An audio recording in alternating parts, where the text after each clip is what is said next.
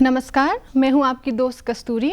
आप सभी का स्वागत है दूरदर्शन मेघालय के आज के इस कार्यक्रम में। आज हम एक बहुत महत्वपूर्ण विषय पर चर्चा करेंगे और ये एक संगठन है जो है कि नेशनल कैडेट कोर, जिसे हम एनसीसी भी कहते हैं।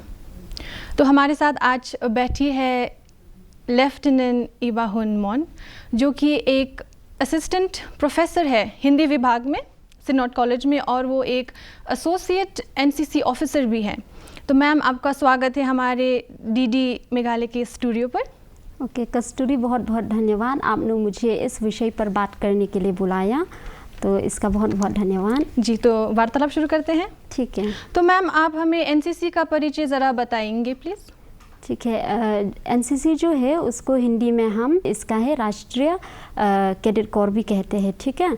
तो एनसीसी की जो शुरुआत हुई है यहाँ पर भारत में, वो 15 जुलाई 1948 को हुआ था। और इस उद्देश्य से हुआ था कि मतलब कि जो कैडेट्स है उनको मतलब बेसिक मिलिट्री ट्रेनिंग देने के लिए किया गया था।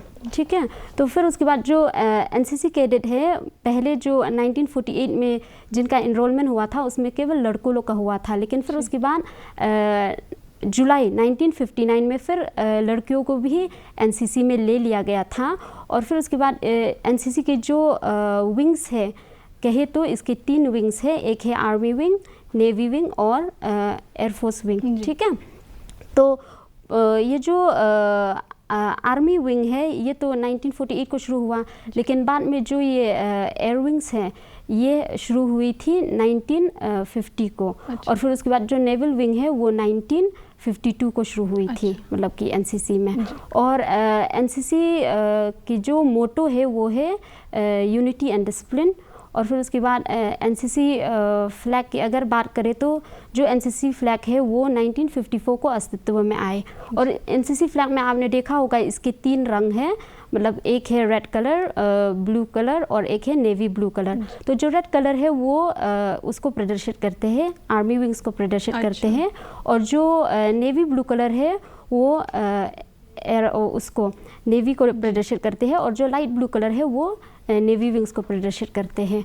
तो इस तरीके से मतलब कि जो एनसीसी है उसको हम लोग सेकेंड लाइन ऑफ डिफेंस भी कहते हैं। अच्छा, ठीक है जी। तो एनसीसी संगठन की संरचना के बारे में ज़रा बताएंगे हमें। एनसीसी की जो हेडक्वार्टर है वो दिल्ली में है। ठीक है। और दिल्ली में जो हेडक्वार्टर है उसको डीजी एनसीसी कहते हैं। डीजी एनसीसी का जो फुल फॉर्म है वो है डायरेक्टर जनरल एनसीसी। ठीक है। और डीजी एनसीसी को का जो नेतृत्व करते हैं एक आर्मी ऑफिसर ही करते हैं, मतलब कि ऑफिसर रैंक वाले जो आर्मी होते हैं वो करते हैं। और उनका जो रैंक होता है, जो इसको देखने वाले हैं उनका रैंक होता है लेफ्टिनेंट जनरल। जैसे कि अभी हमारे भारत में है गुरबिरपाल सिंह, हमारे जो डीजी एनसीसी के हेड है। ठीक है। और डीजी एनसीसी मतलब कि पूरे भारत में जो एनसीसी के डायरेक्टरेट है वो 17 है। 17 डायरेक्टरेट है। तो 17 डायरेक्टरेट में भी जो 12 डायरेक्टरेट है वो आर्मी वालों का है, और 3 एयरफोर्स का है और 2 नेवी का है। ठीक है। मतलब कि एनसीसी कैडेट्स को ट्रेनिंग देने के हिसाब से। और फिर उसके बाद ये 2 OTA है। OTA का मतलब है ऑफिसर ट्रेनिंग एकेडमी, जिसमें एनसीसी को देखने वाले जो ANO होते हैं उनको ट्रेनिंग देने के लिए वहाँ भेजते हैं। तो लड़कियों को मतलब कि जो परमानेंट टीचिंग स्टाफ होते हैं उनको भेजते हैं यहाँ पर OTA Gwalior, officer training academy Gwalior में लड़कियों को भेजा जाता है। और ऑफिसर ट्रेनिंग एकेडमी जो कामपट्टी में है वहाँ पर मतलब लड़कों को भेजा जाता है।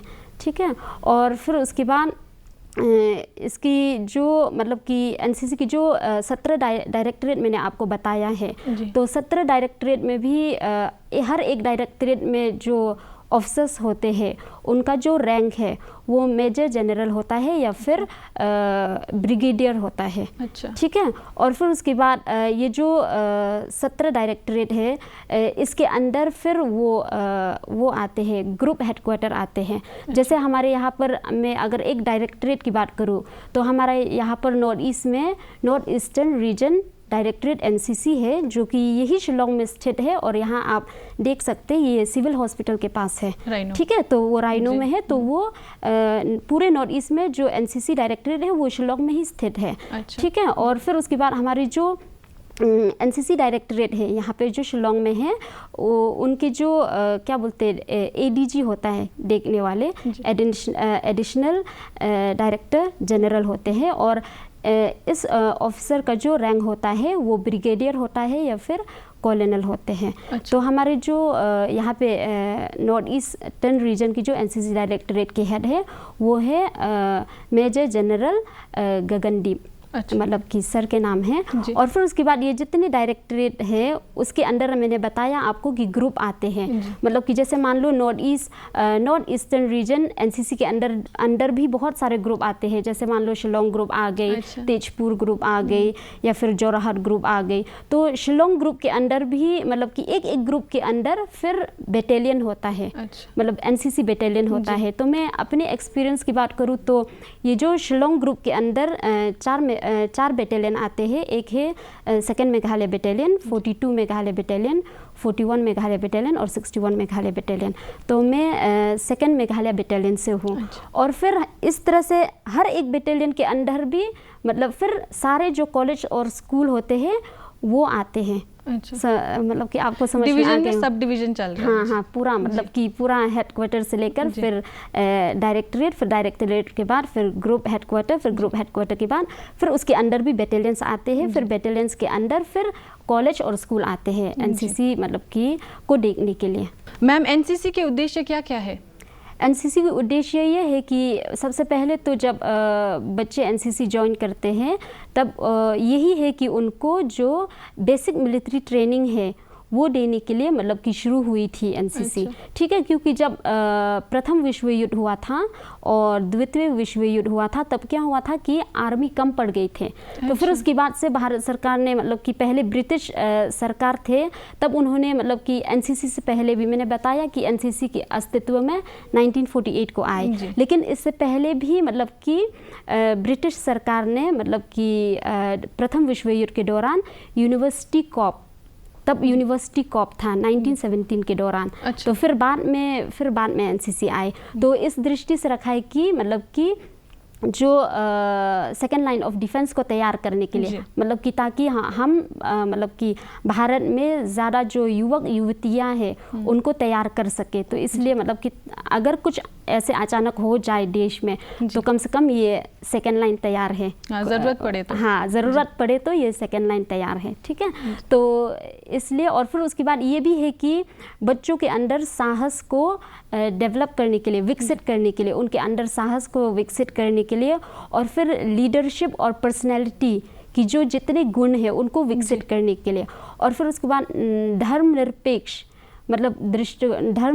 दृष्टिकोण के प्रति मतलब कि ताकि सब बराबर हो, उस चीज़ को विकसित करने के लिए, जो गुण है उस चीज़ को विकसित करने के लिए, और फिर उसके बाद मतलब कि निर्भीक मतलब कि निस्वार्थ भाव से देश की सेवा करने के लिए, ये सब कुछ उद्देश्य है जो एनसीसी के बच्चों के अंदर हम लोग मतलब कि डेवलप करने के लिए मतलब कि करते हैं। तो ये सब उद्देश्य हैं जी। तो एनसीसी कैडेट्स को स्कूल या कॉलेजेस में कौन देखता है? स्कूल या कॉलेज में एनसीसी के जो बच्चे हैं उनको सीटीओ या फिर एएनओ देखते हैं। सीटीओ का फुल फॉर्म है केयर टेकर ऑफिसर, और एएनओ का जो फुल फॉर्म है वो एसोसिएट एनसीसी ऑफिसर। लेकिन अगर किसी स्कूल में जस्ट मान लो अगर वो लोग ने एनसीसी लिया है स्कूल या कॉलेज में, तब डायरेक्ट एएनओ तो नहीं मिलेंगे वो लोग को, क्योंकि ट्रेन किया हुआ एएनओ नहीं मिलेंगे। तब किसी परमानेंट टीचर को मतलब कि सीटीओ बनाया जाता है। जैसे मैंने बोला है केयर टेकर ऑफिसर, मतलब कि एनसीसी की जो कैडेट्स हैं उनकी देखभाल करने के लिए। लेकिन गवर्नमेंट के हिसाब से ये जो केयर टेकर ऑफिसर है इसका जो ड्यूरेशन है, पीरियड है, टाइम पीरियड है, ये बस 2 साल तक का है। 2 साल के बाद मतलब आपको अगर अपना स्कूल में या फिर कॉलेज में एनसीसी रखना है तो आपको मतलब जो प्रिंसिपल होते हैं उनको या फिर एनसीसी यूनिट वो चाहते हैं कि जो सीटीओ है वो ट्रेनिंग के लिए जाए ताकि वो एएनओ बने। लेकिन स्कूल में एएनओ बनने के लिए जब ओटीए ग्वालियर जाते हैं, ग्वालियर या फिर कामपट्टी जो भी जाते हैं, तो वहाँ पर जो रैंक होता है स्कूल और कॉलेज का ANO बनने के बाद वो रैंक भी अलग है। अच्छा। जैसे कॉलेज में आप अगर ट्रेनिंग के बाद आपका जो रैंक बनेगा वो है लेफ्टिनेंट, फिर लेफ्टिनेंट के बाद मेजर और कैप्टन, देन मेजर आएंगे, ठीक है। लेकिन स्कूल जो टीचर होते हैं वो ANO बनने के लिए जाते हैं तो सबसे पहला रैंक होता है 3rd ऑफिसर, फिर 2nd ऑफिसर, फिर 1st ऑफिसर और फिर उसके बाद चीफ ऑफिसर। और ये रैंक में प्रमोशन मिलने के लिए भी हम लोग को मतलब कि जो रिफ्रेशर कोर्स होता है वो जाना पड़ता है, मतलब कि 7 साल या 8 साल के बाद, तो इस हिसाब से होता है। तो ANO बनने के लिए क्या क्या करना पड़ता है? ANO बनने के लिए मतलब कि एक तो परमानेंट टीचर होना ज़रूरी है कॉलेज या स्कूल का। मान लो अगर टीचर परमानेंट नहीं है तो लिखित रूप में प्रिंसिपल को मतलब NCC यूनिट को देना पड़ता है कि कम से कम ये टीचर 3 या 4 साल तक हमारे स्कूल या कॉलेज में रहेंगे। क्योंकि ट्रेनिंग के बाद उनको सेवा भी करना है ना आकर। क्योंकि जो हमारा पूरा ट्रेनिंग की खर्चा है वो भी सेंट्रल गवर्नमेंट की तरफ से होता है। अच्छा। तो इस कारण से मतलब कि आने के बाद भी मतलब कि कम से कम 1 साल तक आपको मतलब कि स्कूल या कॉलेज में रहना ही है। मतलब कि ऐसे ही ANO बनने के बाद आप छोड़कर नहीं जा सकते। वापस तो देना पड़ेगा कुछ। हाँ, तो इसलिए तो ट्रेनिंग के बाद मतलब कि रहना ज़रूरी है, इसलिए इसमें परमानेंट टीचर को ही मतलब कि लिया जाता है या भेजा जाता है। जी। तो ANO के कर्तव्य क्या क्या होते हैं मैम? ANO के बहुत सारे कर्तव्य होते हैं। जैसे अगर देखा जाए तो स्कूल या कॉलेज में जैसे हम लोग को बच्चों को इनरोलमेंट करना पड़ता है NCC के लिए, और ये इनरोलमेंट हर साल होता है, ठीक है। तो क्या होता है, पहले तो इनरोलमेंट केवल ऑफलाइन होता था, मतलब कि हम लोग बच्चों को फॉर्म देते थे, वो लोग भरते थे और हम लोग वो यूनिट में सबमिट करके फिर उनका भर्ती हो जाता था NCC में। लेकिन अभी क्या हो गया कि वो लोग ऑफलाइन भी भरते हैं, फिर ऑफलाइन फॉर्म भरने के बाद हम लोग को उनके जो फॉर्म है उसको ऑनलाइन भी वापस ANO के द्वारा भरना होता है। फिर उसके बाद वो लोग को रेजिमेंटल नंबर मिलता है। और NCC के मतलब एक ANO के लिए मतलब कि बहुत कठिन है, जैसे कि मैंने बताया है कि जो परमानेंट टीचर होता है वो इसलिए स्कूल या कॉलेज ज्वाइन करते हैं ताकि जो उनका जो विषय है जिसमें वो टीचर एक्सपर्ट है वो सब्जेक्ट पढ़ाने के लिए। लेकिन स्कूल या कॉलेज में आने के बाद क्या होता है कि वो लोग को कॉलेज की तरफ से या फिर स्कूल की तरफ से ये बोल दिया जाता है कि आपको NCC भी देखना है, ठीक है। तो डबल काम हो गई, ठीक है, डबल काम हो गई। आप अपना सब्जेक्ट का भी काम देखो और फिर NCC भी देखो, ठीक है। तो इस तरह से मतलब कि टाइम टू टाइम मतलब कि यूनिट से जितना मैसेज आते हैं बच्चों के लिए कि बच्चों को भेजो कैंप के लिए, इतने बच्चों को भेजो और इतने बच्चे चाहिए इस प्रोग्राम के लिए, तो एक ANO की कर्तव्य है उन सारी मैसेजों को अपनी कैडेट्स तक पहुंचाना और फिर हर कार्यक्रम के लिए मतलब कि एक ANO को सचेत रहना पड़ता है। जैसे आजकल व्हाट्सएप ग्रुप क्रिएट हो गया है, तो टाइम टू टाइम हम लोग को तुरंत मोबाइल देखते रहना पड़ता है कि मैसेज आया कि नहीं आया यूनिट से बच्चों के लिए, क्या अगर कुछ मैसेज है। तो इस तरह से बहुत सारा कर्तव्य होते हैं। तो थोड़ा आसान भी हो गया है ना? हाँ, अभी व्हाट्सएप के थ्रू थोड़ा आसान हो गया है, क्योंकि पहले तो मतलब कि जैसे NCC यूनिट से लेटर आते थे कॉलेज में तो टाइम लग जाते या फिर कभी कभी लास्ट मोमेंट में आते लेटर। लेकिन अभी हम लोग को थोड़ा आसान हो गया कि हाँ ठीक है व्हाट्सएप ग्रुप है तो उसमें सारा हम लोग को पहले ही मिल जाता है कि ये कार्यक्रम होने वाला है, समय मिल जाता है प्रिपेयर करने के लिए। ANO को किस समस्याओं का सामना करना पड़ता है मैम? मैंने आपको बताया कि जब हम लोग पहले कॉलेज में अपॉइंट होते हैं या फिर कोई भी स्कूल टीचर स्कूल में अपॉइंट होते हैं तो वो अपने सब्जेक्ट के लिए होते हैं। जैसे मेरा हिंदी है तो मैं हिंदी पढ़ाने के लिए अपॉइंट हुई थी, लेकिन बाद में बोला गया था कि लाइक कि आपको NCC भी देखना है, तो फिर उसके बाद हम लोग को ट्रेनिंग के लिए जाना पड़ते हैं। तो ट्रेनिंग 3 महीनों का होता है वहाँ OTA ग्वालियर में। तो फिर हम लोग को एक मुश्किल तो ये है कि अगर लड़की है, जैसे मैं लड़की हूँ, तो अगर छोटा बच्चा है तो बच्चा को छोड़कर अपनी फैमिली को छोड़कर वो ट्रेनिंग के लिए जाना पड़ता है। तो आप कह सकते हैं कि अगर ट्रेनिंग में नहीं जाएंगे तो मतलब कि NCC को आपके कॉलेज से हटा दिया जाएगा। तो इसलिए ट्रेनिंग के लिए जाना भी ज़रूरी है। तो फिर उसके बाद दूसरी बात ये है कि जब से ऑनलाइन इनरोलमेंट शुरू हुआ है NCC कैडेट्स को इनरोल करने के लिए, तब से ANO का जो काम है वो और बढ़ गया है, क्योंकि अपना जो सब्जेक्ट है उसको तो करना ही है। जो एग्ज़ाम ड्यूटी होते कॉलेज के या फिर जो पेपर करेक्शन करना होते हैं वो काम भी देखना है, फिर NCC का भी देखना है। उनका ऑनलाइन इनरोलमेंट भी एक NCC मतलब कि ऑफिसर के द्वारा ही किया जाता है। और फिर उसके बाद ये भी है कि कॉलेज में कॉलेज स्कूल में जो भी प्रोग्राम होते हैं उनमें एनसीसी के बच्चों को लिया जाता है, तो time to time NCC officer को मतलब कि कार्यक्रम में भाग लेना पड़ते हैं जो स्कूल या कॉलेज के होते हैं। तो ये सब थोड़ा बहुत समस्याएं हैं। और फिर और एक बात ये भी है कि अगर देखें तो जो एनसीसी ऑफिसर है, पहले ये कहा गया था मतलब कि जो परमानेंट टीचिंग स्टाफ है वही ट्रेनिंग के लिए जाएंगे। अच्छा, ठीक है। लेकिन अभी जब से NEP 2020 मतलब इम्प्लीमेंट हुआ है कॉलेज में, तब से एनसीसी सब्जेक्ट को भी इलेक्टिव सब्जेक्ट के रूप में रख लिया गया है फर्स्ट सेमेस्टर में। अच्छा। तो इसमें जो ANO है उसको वो एनसीसी सब्जेक्ट भी पढ़ाना है। अच्छा, ठीक है। तो एनसीसी सब्जेक्ट को वही पढ़ा सकते जो ट्रेन किया हुआ, मतलब कि अगर CTO है तो आप कैसे पढ़ाएंगे, आपको जानकारी है ही नहीं एनसीसी का, लेकिन आप अगर ट्रेनिंग करके आ चुके तब आप पढ़ा सकते हैं। ठीक है। तो ये है कि मेरा मतलब कि अगर भारत सरकार से ये है कि अगर एनसीसी के जो C सर्टिफिकेट मतलब कि एनसीसी जो कैडेट्स है जो 3 साल तक मतलब कि कॉलेज में रहते हैं, फिर उसके बाद C सर्टिफिकेट वो लोग को मिलता है, तो अगर NEP मतलब कि UGC ने जो NEP 2020 इम्प्लीमेंट किया है ऑल इंडिया में, तो अगर एनसीसी को देखने के लिए अगर एनसीसी ऑफिसर का जो पोस्ट है वो कॉलेज में निकाल ले, खास तौर से विशेष रूप से या फिर स्पेशल रूप से एनसीसी कैडेट्स के लिए, ताकि वो लोग उस पोस्ट को अप्लाई कर सके और वो लोग ही एनसीसी देखे तो, या फिर उनको ही ANO बनने के लिए भेजे, तो ये एनसीसी कैडेट्स के लिए बहुत अच्छा होगा। ये मेरा मतलब कि मेरा पॉइंट ऑफ व्यू है। तो ये चीज़ है, मतलब कि अगर एक ही होगा तो अच्छे से टाइम भी दे सकेगा, इन्वेस्ट हो सकेगा कैडेट्स के लिए। अगर ये है, अगर जैसे कि एनसीसी सब्जेक्ट अभी जस्ट आए, ठीक है, अगर उसके लिए अगर एनसीसी ऑफिसर का जो पोस्ट है वो निकालेंगे फुल टाइम जो है तो अच्छा होगा। इससे एनसीसी बच्चों के लिए भी बहुत अच्छा होगा। जैसे मैं हूँ, मुझे अपना सब्जेक्ट भी पढ़ाना है, फिर मतलब कि एनसीसी को भी देखना है, तो पूरा मैं फुल टाइम मतलब एनसीसी को नहीं दे सकती। ये प्रॉब्लम है। तो मैम, एनसीसी कैडेट्स जब कैंप जाते हैं वो वहाँ क्या करते हैं और क्या क्या सीखते हैं? जो एनसीसी कैडेट्स होते हैं, एनसीसी ज्वाइन करने के बाद वो लोग C सर्टिफिकेट एग्ज़ाम लिखने के लिए 1 या 2 कैंप, मतलब कि B सर्टिफिकेट लिखने के लिए 1 कैंप और C सर्टिफिकेट लिखने के लिए 2 कैंप अटेंड करना ज़रूरी है। ठीक है। तो फिर कैंप मतलब कि एनसीसी में 3 साल के दौरान बहुत सारा कैंप होते हैं।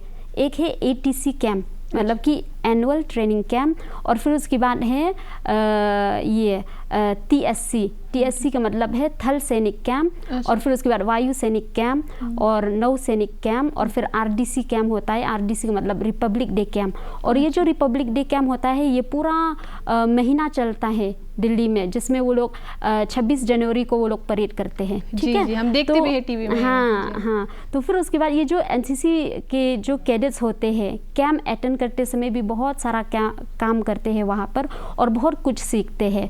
सबसे पहले तो ये है कि वो लोग जैसे सुबह उठते हैं वो लोग PT करते हैं, फिर उसके बाद 6 बजे PT होता है, फिर 7 बजे वो लोग का नाश्ता होता है, और फिर उसके बाद 8 बजे से लेकर 12 बजे तक वो लोग का क्लास होता है। फिर 12 बजे से 2 PM के बीच वो लोग का लंच टाइम होता है। फिर 2 PM से वापस वो लोग का 4 बजे तक क्लास चलता है, और फिर उसके बाद 4 से 5 बजे वो लोग गेम खेलते हैं, और फिर उसके बाद 5 बजे के बाद वो लोग का हॉस्टल जाते हैं जहाँ पर वो लोग का कैंप होता है। नहाते हैं, धोते हैं, या फिर जो उनका पूरा रूम अरेंजमेंट करना है वो सब करते हैं। फिर उसके बाद 7 बजे खाना खाते हैं, और खाना खाने के बाद फिर वो लोग 8 बजे से 9 बजे के बीच कल्चरल प्रोग्राम के प्रैक्टिस करते हैं। फिर उसके बाद 9 बजे तक मतलब लाइट ऑफ हो जाना चाहिए कैंप में। ठीक है, तो ये सब करते हैं। और एनसीसी कैंप में आने के बाद ही एनसीसी के जो बच्चे हैं, किसी को घर में बहुत प्यार मिलता है, वो लोग कुछ काम नहीं करते घर में। एनसीसी कैंप में आने के बाद वो लोग को अपना झाड़ू पोछा करना है, बर्तन धोना है, और फिर उसके बाद कुछ होते हैं। जैसे अगर मैं कास्ट की बात करूँ तो एनसीसी में ऐसे नहीं है कि बस ST जाएंगे या OBC जाएंगे, उसमें सब कास्ट के बच्चे होते हैं। तो उसमें मतलब कि जो कैंप होते हैं ना वो मतलब कि एकता लाते, बच्चों के बीच में एकता लाते हैं। वो लोग ये नहीं जानते कि हाँ ये आप एसटी है या फिर आप ओबीसी है या फिर आप जनरल है, तो उसमें वो लोग भाईचारा की जो भावना है वो सीखते हैं। और फिर उसके बाद क्लास की मैं अगर बात करूँ एनसीसी कैंप में, तो स्पेशल लेक्चर होते हैं, एक्सपर्ट को बुलाया जाता है सीओ के द्वारा। और फिर जैसे कि पर्सनैलिटी डेवलपमेंट और फिर उसके बाद ये लीडरशिप डेवलपमेंट, ये सब इस टॉपिक पर मतलब कि ये लोग सीखते हैं। और फिर उसके बाद कैंप में ये लोग फायरिंग भी सीखते हैं, मैप रीडिंग सीखते हैं, मतलब कि जो बेसिक मिलिट्री ट्रेनिंग है जी, वो पूरा कैंप में वो लोग को दिया जाता है। अच्छा। और फिर उसके बाद वो लोग को मतलब कि कैंप में रहते हैं तो वो लोग को लगता है कि हाँ सहन करने की जो शक्ति है वो भी वो कैंप में रहकर ही सीखते हैं। और फिर टाइम मैनेजमेंट, बिल्कुल टाइम मैनेजमेंट भी कैंप में रहकर ही सीखते हैं बच्चे। तो इसलिए जो एनसीसी के बच्चे हैं और फिर जो कैडेट्स हैं और अन्य जो कॉलेज के कैडेट्स के हैं तो अलग है, मतलब कि उनका जो मतलब कि बहुत बात भी मानते हैं और जिम्मेदारी होते हैं हर काम को करने के लिए। ऐसे नहीं कि कोई काम छोटा है या बड़ा है, अच्छा। आप उनसे कुछ भी काम करा लो मतलब एनसीसी के बच्चे से कैंप में, तो वो लोग करते हैं। तो ये सब करते आपने कहा कि सुबह उठते हैं जल्दी, सोते हैं जल्दी, तो एक डिसिप्लिन भी आ जाता है उनकी जिंदगी में। पूरा यूनिटी एंड डिसिप्लिन का जो पूरा मोटो है एनसीसी का। हाँ, तो एनसीसी कैडेट्स जब ये सी सर्टिफिकेट प्राप्त करते हैं मैम, तो उनके बाद क्या क्या कर सकते हैं? एनसीसी जो कैडेट्स है, जब जैसे ही वो लोग एनसीसी ज्वाइन करते हैं कॉलेज में, तब वो लोग को 3 साल तक रहना है मतलब कि एनसीसी ट्रेनिंग के लिए। तो सबसे पहले फर्स्ट ईयर में वो लोग का एनरोलमेंट होता है। तब वो लोग को पहले क्या होता था कि यूनिट से वो लोग को यूनिफॉर्म मतलब कि जो कपड़ा आता था यूनिफॉर्म बनवाने के लिए वो यूनिट से आते थे। लेकिन अभी गवर्नमेंट ने क्या कर दिया है कि जो एनसीसी के बच्चे एनसीसी में एनरोल होंगे वो लोग की अपनी जिम्मेदारी है यूनिफॉर्म सिलवाने की या फिर जो भी ज़रूरी चीज़ है एनसीसी से रिलेटेड वो खरीदने की। फिर हम लोग की एएनओ की क्या कर्तव्य है कि जो एनसीसी के कैडेट्स एनरोल हुए हैं आपको उनका पूरा नॉमिनल रोल बनाना है, पूरा बैंक अकाउंट डिटेल्स देना है और इस दौरान वो लोग को 3800 स्कॉलरशिप मिलता है पूरा यूनिफॉर्म का। तो वो लास्ट ईयर से शुरू हुआ है, अभी मतलब कि रिसेंटली ही शुरू हुआ है। और फिर उसके बाद जब ये लोग 3 साल रहते हैं कॉलेज में, तब ये लोग कॉलेज में तो इंस्टीट्यूशनल ट्रेनिंग चलता है जिसमें वो लोग परेड सीखते हैं, डिसिप्लिन सीखते हैं सारे। और फिर उसके बाद ये लोग को कैंप मतलब कि कैंप जाने का मौका मिलता है जो कि नेशनल लेवल पर भी होता है और स्टेट लेवल में भी होता है। स्टेट लेवल में है CATC camp, combined annual training camp, ये स्टेट लेवल में होता है। और जो मैंने आपको बताया है थल सैनिक कैंप, वायु सैनिक कैंप और ये नौ सैनिक कैंप, ये फिर मतलब ये लोग जोरहाट में जाते हैं या फिर जिस जगह में ये लोग को जाना होता है तो वो ये लोग को नेशनल लेवल पर कैंप अटेंड करने को मिलता है। तो ये सब इनका मतलब कि इस तरीके से ये लोग को लाभ मिलता है क्योंकि सारा खर्चा वो लोग खुद नहीं करते हैं, वो सारा सेंट्रल गवर्नमेंट खर्चा उठाते हैं कैंप के। ठीक है। और ये स्टेट लेवल में जो कैंप होता है CATC वो 10 दिन का होता है। ठीक है। और फिर उसके बाद जैसे RDC मैंने बताया वो पूरा महीना चलता है दिल्ली में। और फिर उसके बाद C सर्टिफिकेट मिलने के बाद ये लोग क्या करते हैं, अगर एजुकेशन की लाइन में देखें तो डिग्री या डिप्लोमा अगर करे तब भी ये लोग को वहाँ पर मतलब कि प्रेफरेंस दिया जाता है एनसीसी कैडेट को, मतलब कि इनका अलग से कोटा होता है। और फिर उसके बाद ये लोग का LLB पढ़ना है तो उसमें भी कोटा होता है। और फिर उसके बाद किसी भी इंजीनियरिंग कॉलेज में अगर एडमिशन चाहिए तो इसमें भी एनसीसी का कोटा है। और फिर उसके बाद मेडिकल कॉलेज में भी एनसीसी के लिए कोटा है, एनसीसी जिसने C सर्टिफिकेट ले लिया है। और फिर उसके बाद अगर देखा जाए अगर ये लोग आर्मी ज्वाइन करना चाहते हैं एनसीसी करने के बाद तो अभी फ़िलहाल वो एक स्कीम है, वो स्पेशल स्कीम है एनसीसी कैडेट्स के लिए। तो उस स्कीम का नाम है Indian army NCC special entry scheme. 57 मतलब कि जो नंबर है वो 57 है। तो फिलहाल ये जो स्कीम अभी निकला है ये एनसीसी बच्चों के लिए ही है। और इसका जो अभी मैंने न्यूज़ देखा था तो कल से मतलब ऑनलाइन फॉर्म मतलब 11 जुलाई 2024 ऑनलाइन फॉर्म भरेंगे और ये 9 अगस्त तक ऑनलाइन फॉर्म भर सकते हैं। फिर उसके बाद ये लोग मतलब कि उसके बाद ऑनलाइन फॉर्म भरने के बाद क्या होगा, ये लोग का वो होगा शॉर्ट लिस्ट होगा। नाम नाम शॉर्टलिस्ट होने के बाद उनका मेडिकल एग्जामिनेशन होगा। तो ठीक है, तो जिसका सिलेक्शन होगा फिर वो आर्मी ज्वाइन करेंगे। लेकिन इसमें ध्यान रखने वाली बात ये है कि आर्मी ज्वाइन करने के लिए हाइट बहुत ज़रूरी है जी। ठीक है, तो वो लड़कों के लिए जो एनसीसी कैडेट्स हैं लड़कों के लिए है 157.5 सेंटीमीटर और लड़कियों के लिए है 152 सेंटीमीटर। तो हाइट का भी ध्यान रखना है, क्योंकि जिसका हाइट कम है वो लोग आर्मी में नहीं जा सकते। तो ये चीज़ है ठीक है। और फिर उसके बाद अगर देखें तो आफ्टर ग्रेजुएशन जिसने एनसीसी कर लिया है तो वो लोग CDS एग्ज़ाम दे सकते हैं। ये UPSC द्वारा मतलब कि कंडक्ट होता है ये CDS एग्ज़ाम, और इसका फुल फॉर्म है कंबाइंड वो डिफेंस सर्विस ठीक है। तो इसमें क्या होती है कि एनसीसी के जो बच्चे हैं वो लोग को रिटन एग्ज़ाम में छूट मिलता है। मतलब कि रिटन एग्ज़ाम करने की ज़रूरत नहीं है, डायरेक्ट वो लोग पर्सनल इंटरव्यू में जा सकते हैं। तो उस पर्सनल इंटरव्यू को हम कह सकते हैं SSB एग्ज़ाम। तो वो लोग ये एग्ज़ाम देते हैं, तो मतलब इंटरव्यू देते हैं, तो डायरेक्ट इंटरव्यू दे सकते हैं, रिटन एग्ज़ाम की ज़रूरत नहीं है। और इसके द्वारा वो लोग का अगर वो लोग ये पर्सनल इंटरव्यू क्लियर कर लेते हैं तो फिर वो लोग उसमें एडमिशन ले सकते हैं। IMA का मतलब है इंडियन मिलिट्री एकेडमी, इसमें थल सेना से रिलेटेड है ये। और फिर उसके बाद INA है इंडियन नेवी एकेडमी, और फिर उसके बाद है वो इंडियन एयरफोर्स एकेडमी। तो ये तीन मतलब कि जो त्रिसेवा मैंने बताया है, इसमें ये लोग उसमें मतलब कि एडमिशन ले सकते हैं। ये पूरा एग्ज़ाम और ये इंटरव्यू क्लियर करने के बाद फिर वो लोग वहाँ पढ़ाई करेंगे और फिर उसके बाद आर्मी ऑफिसर बन सकते हैं ठीक है। और फिर और एक बेनिफिट्स ये भी है कि अगर स्टेट लेवल में देखें तो RDC में जो आने वाले बच्चे हैं, RDC से जो बच्चे शिलोंग आ जाते हैं, जैसे अभी फ़िलहाल हमारे शिलोंग से कुछ बच्चे मतलब कि RDC के लिए गए थे। फिर उसके बाद वहाँ से आने के बाद वो लोग को मतलब कि CM मतलब कि जो चीफ मिनिस्टर ऑफ मेघालय है उसने फेलिसिटेट किया है, फिर गवर्नर ने फेलिसिटेट किया है, फिर कॉलेज ने ठीक है। तो फिर क्या हुआ कि ये जो फेलिसिटेशन है ना, इसमें RDC के जो बच्चे हैं इनको 15,000 कैश प्राइज़ भी मिलता है। तो एनसीसी के बहुत सारे मतलब ज्वाइन करने के बाद बहुत सारे बेनिफिट्स मिलते हैं। मैम आप हमारे स्टूडियो में आए, इतना अपना कीमती समय निकाला, हमारा आपका बहुत आभार है। तो धन्यवाद स्टूडियो आने के लिए। बहुत बहुत धन्यवाद कस्तूरी, आपका भी। तो दर्शकों, इसी के साथ हम अपना कार्यक्रम समाप्त करते हैं। हमें लाइक और सब्सक्राइब करना ना भूलें DD ऑफिशियल मेघालय पर। तब तक के लिए नमस्कार।